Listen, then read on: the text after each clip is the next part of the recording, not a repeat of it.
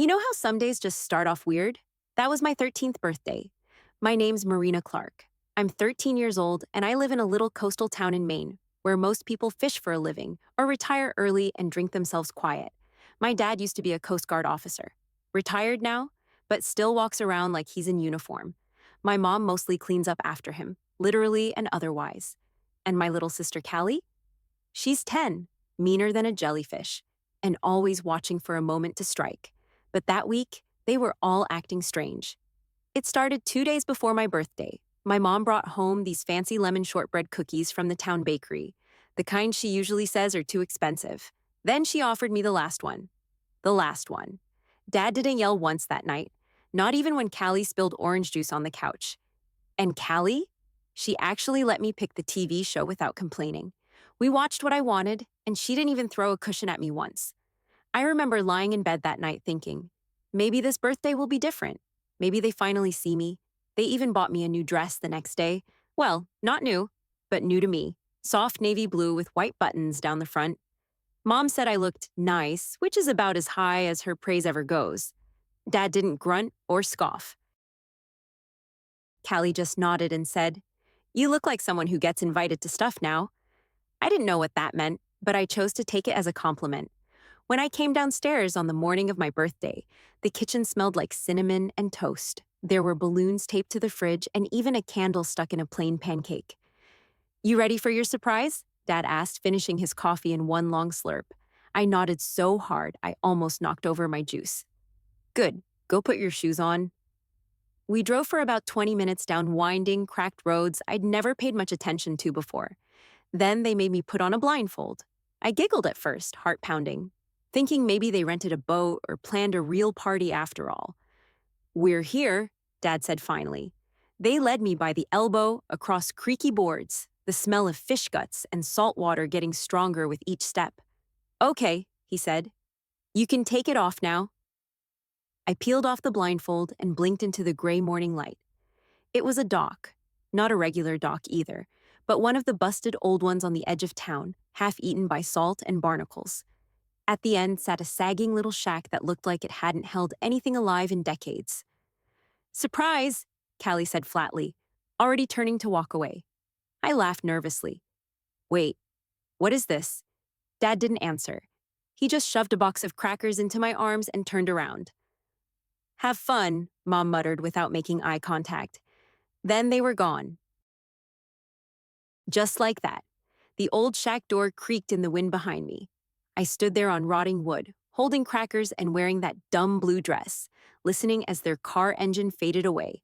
That's when I heard it, the faintest sound drifting back from the road. Laughter, not joyful, mocking. And I finally understood. This wasn't a surprise party, it was a joke. And I was the punchline.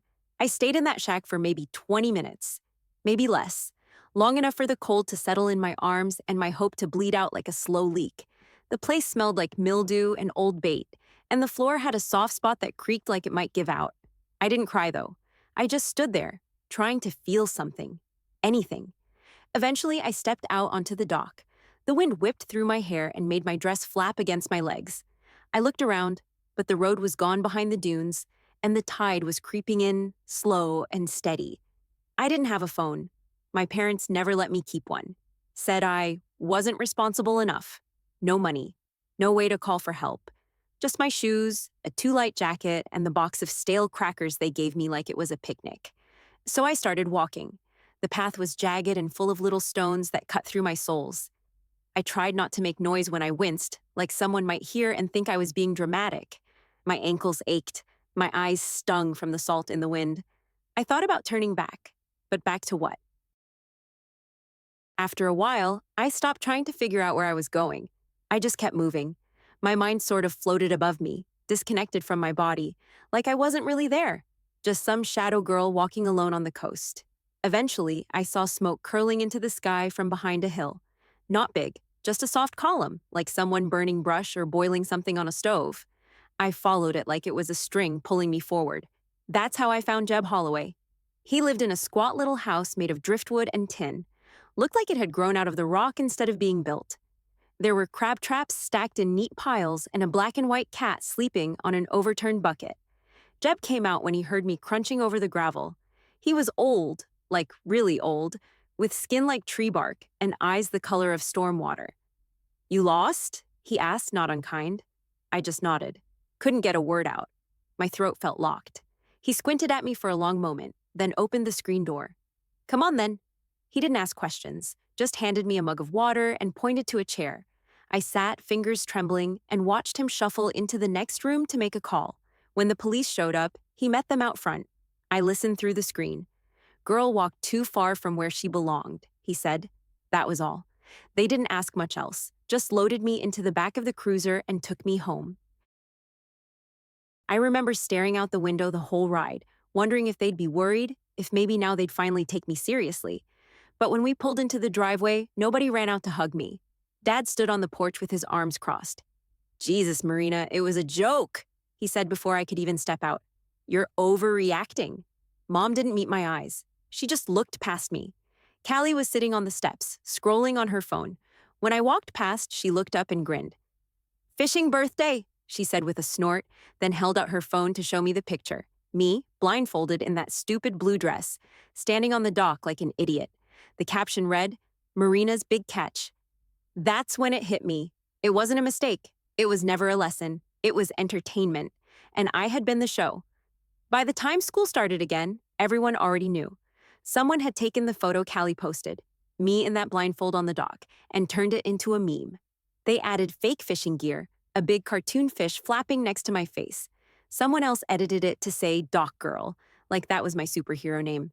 Except I wasn't saving anyone. I was the joke. I didn't fight back. Didn't even ask for it to stop. What would be the point? The first week back, 3 kids followed me through the hall making whale sounds until a teacher finally noticed. He raised his voice and said, "Hey, knock it off," like they were just being a little rowdy, not actively humiliating me. Then he turned to me and asked if I wanted to go see the counselor. I said no. I didn't want to sit in some tiny room with pastel posters about breathing techniques while a stranger told me it wasn't my fault. I already knew it wasn't my fault. That didn't change anything. So I started making myself smaller. I stopped wearing color, stuck to gray and brown and dark green, anything that blended in. I wore my hood up whenever I could, even when it wasn't cold. I stopped raising my hand in class. Teachers stopped calling on me. I could walk through a whole school day without saying a word if I timed it right. At home, things were quiet too. Not the good kind of quiet, the loaded kind. Mom drank wine every night, even on weekdays. She stopped cooking, just left microwave meals on the counter and told us to fend for ourselves. Dad didn't bother with words much, just gestures. He'd turn the volume up when I walked into the room, or point at the door if I lingered too long. And Callie? She thrived. She'd sit in the kitchen with her phone, narrating her posts out loud. "Dock girl spotted buying sad lunch. Should I post that? Or is it too mean?" She'd laugh, then send it anyway. No one stopped her, not even Mom, especially not Mom. That's when I started going to the library after school, not to hang out with anyone, just to be alone without being alone. At first, I hid in the back by the encyclopedias, but then I found the shelf with the survival guides, real ones. Not storybooks, actual manuals. I started with wilderness survival, then moved on to Coast Guard field guides, cold weather training books, and naval psychology manuals. I read about how to build shelters from nothing, how to keep calm during high-stress situations, how to decode human behavior in hostage scenarios. They were supposed to be for professionals, but they felt like they were written just for me. I started writing things down in a journal, quotes, diagrams, mantras. I had a favorite one I copied from a naval handbook. "You don't rise to the occasion. You fall to the level of your training." I underlined it in red. At first, it was just copying. Then it turned into planning. I made lists, things I'd need to leave, places I might go, jobs that didn't require talking, how to set up a new identity, how to become the kind of person no one could touch, no one could laugh at. No one noticed I'd stopped speaking at dinner. No one noticed I wasn't crying anymore. And when I got shoved in the hallway or barked at like a seal, I didn't react. I just cataloged it, logged it like data, because someday I'd be gone, and none of them would ever see me coming. I left the week after my 17th birthday. No cake, no goodbye. I packed a single duffel bag, left my journal in my hoodie pocket, and caught the early morning bus out of town. I had already withdrawn from school a month earlier under the excuse of independent study. No one fought me on it. Mom signed the papers without reading them. Dad didn't ask. Callie gave me a slow blink and said, "Try not to fall off the dock this time." I didn't look back. 3 hours south in Portland, I met a woman named Commander Vera. That wasn't her real title anymore. She'd retired from service years ago, but that's what everyone still called her. She worked for a private maritime intelligence firm, small, obscure, but very specific. Their focus was psychological analysis of piracy and smuggling networks. Basically, how people lie on water. I found her through a forum for veterans' children. I wasn't one, not really, but I knew how to talk like I was. I knew enough Coast Guard lingo from the manuals, knew how to say Sector Northern New England, like I'd grown up hearing it around the dinner table, and I'd written her a letter that ended with, "I don't want to fight, I want to understand how people become what they are." She called me in less than a week. "You ever fired a weapon?" she asked the first time we met. "No." "You want to?" "Not really." She grunted. "Good." She didn't ask about my family, just pointed me to a cot in the back of their converted shipyard office and handed me a reading list thicker than my torso. For the next 2 years, I trained. Not in the way people think of training. There weren't push-ups or drills or boot camp. It was all about behavior, patterns, response theory. We spent hours watching old footage of cargo thefts and hostage standoffs. Vera would pause the video and say, "What did he see that made him panic?" Or, "Why didn't she run when she had the chance?" I started to see it. The fear behind the bluff, the cracks behind the smile. I could predict when someone would lie before they even opened their mouth. Vera said I had a gift. "You don't flinch, you don't interrupt, you just watch," she said one night, watching me dismantle a transcript of a pirate negotiation word by word. "You're not invisible, Marina, you're observant." I wasn't sure how to respond to that, so I didn't. I just kept taking notes. In one simulation, we staged a hostage scenario. I played the negotiator. The actor playing the pirate was ex-military, trained to be aggressive. I didn't yell. I didn't threaten. I just asked about his brother. The actor hesitated. I asked what his brother would think if he saw him now. He put the fake gun down. Afterward, Vera looked at me for a long moment and said, "You ever use that skill on your family?" I didn't blink. "Not yet," I said. She nodded slowly. "Let me know when you do. I'll want to be in the room when it happens." I didn't say anything else. But later that night, I opened my journal to a fresh page and wrote, "Target status, preparing for re-entry. Objective, not revenge. Objective, recognition without request. Objective, reclaim the narrative." Then I closed the book and slept with the lights on. Not because I was afraid, because I was done living in the dark. The mission in the Philippines was supposed to be simple: coastal monitoring, low-risk intelligence work. Just me, my partner Reyes, and a local liaison named Anna who barely spoke above a whisper. We were posted near a series of inlet villages, watching for signs of smuggling along the lesser-trafficked channels. Mostly it was long days in the heat, cataloging boat IDs and ferry logs, sipping lukewarm protein shakes under mosquito netting. Then one morning, everything shifted. Reyes went to check on a fishing boat that hadn't responded to 3 flagged transmissions. Routine stuff. I stayed back with Anna, who was busy mapping the bay with a pencil and a ruler too short to be useful. Then the radio crackled. Static first, then a pop, then nothing. I grabbed my pack and headed out. By the time I reached the boat, Reyes was on the deck, slumped against a crate. His vest was soaked, his eyes wide open. He wasn't breathing. I saw the boy, couldn't have been more than 11, standing at the edge of the boat with a pistol in both hands. It looked too big for him, like something borrowed from a movie. His eyes were just as wide as Reyes's, but still alive, still full of something that wasn't quite fear. Not yet. He didn't say anything.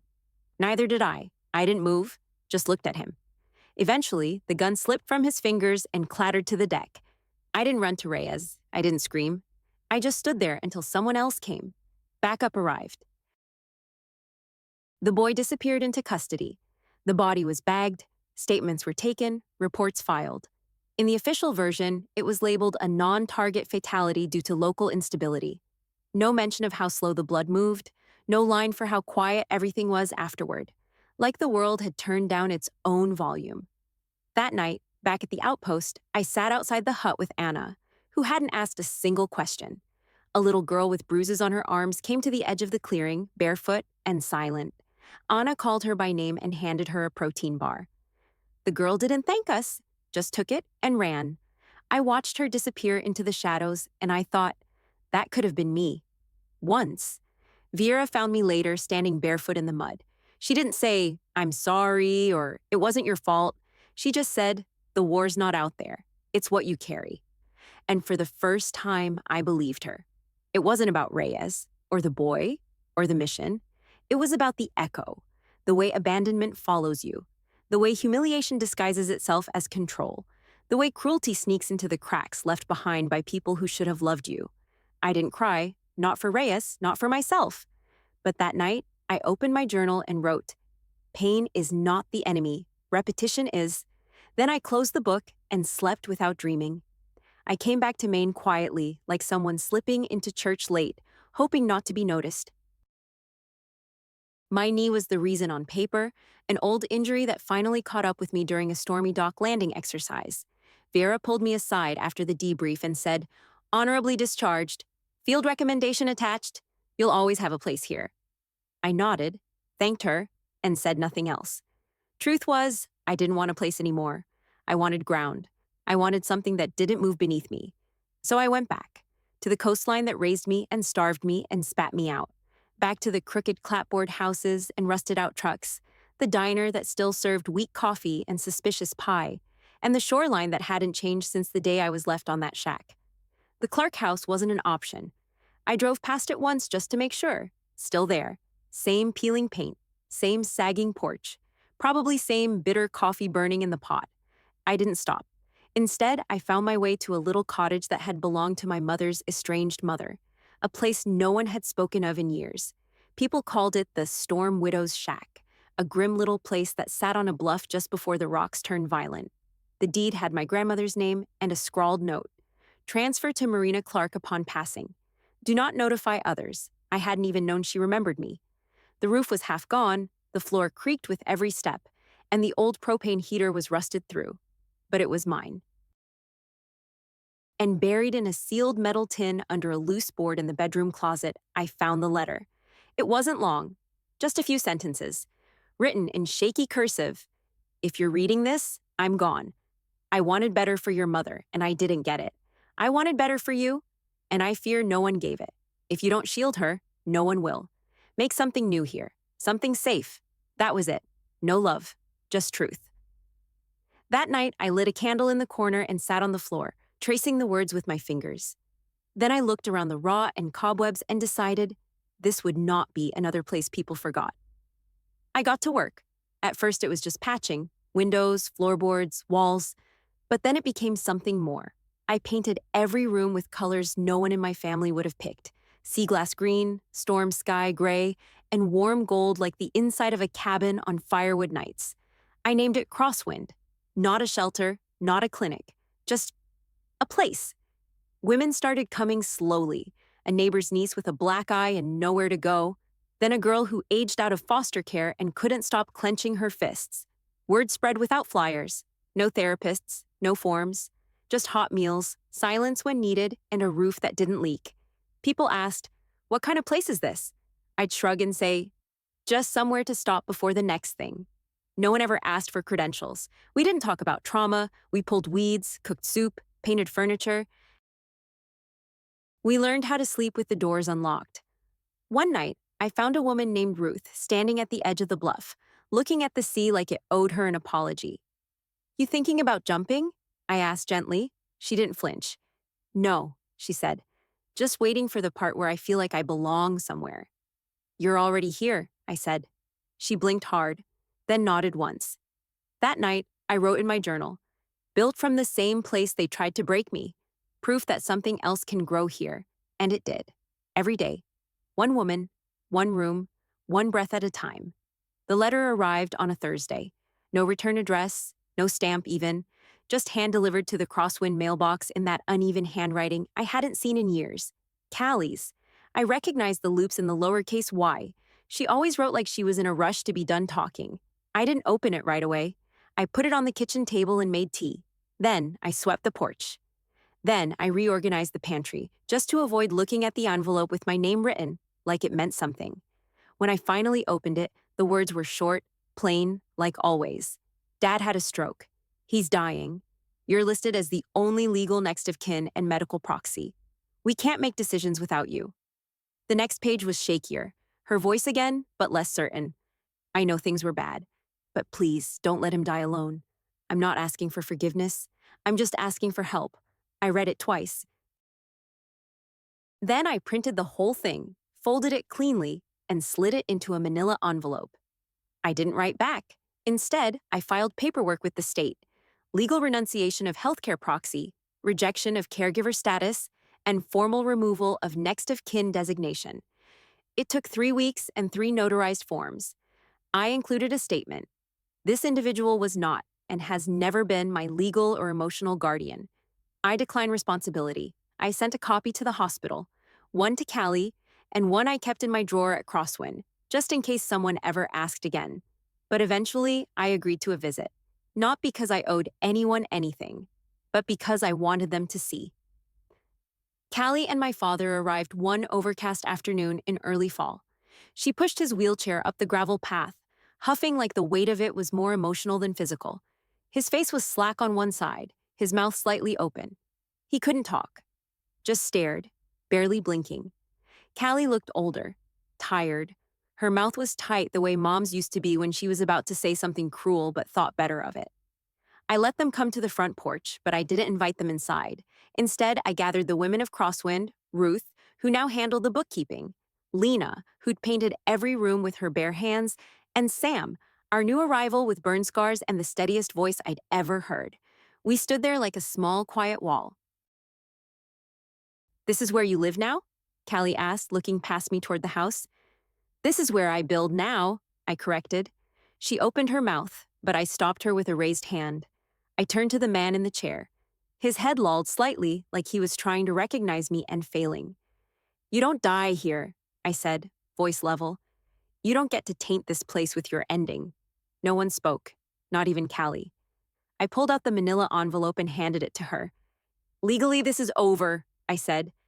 "You'll need to transfer him to state care or a facility. This place isn't available to him." Her eyes filled, but she blinked it back. "You really hate us that much." I shook my head. "No, I just love myself now." She looked down at the chair. "He doesn't remember what he did." I didn't flinch. "I do." Then I turned to go. Before I stepped inside, I looked back just once. Callie was standing there, holding the envelope like it was a verdict. And I realized it was. Not revenge, not cruelty. Just a line in the sand, drawn so clearly that not even the tide could wash it away. Not this time. The old storage shed had been leaning for years. It wasn't good for anything except spiders and rot, and even they had started moving out. One morning in late spring, Ruth came to the breakfast table and said, "We should tear it down." So we did. It took 3 days, 4 crowbars, and a lot of sweat. Lena wore her old combat boots and kicked through one of the side walls like it had insulted her. Sam found a rusty rake inside and held it up like a trophy. We burned the moldy curtains, hauled the debris to the edge of the property, and when it was all gone, the space looked free, like it had always been waiting for us. I stood there for a while, just staring at the dirt. "This place needs roots," I said. So we started digging. We planted lavender first, rows and rows of it. Then sage, wildflowers, lemon balm. Sam found an old wooden sign in the garage and painted it white. Ruth stenciled the letters in shaky black.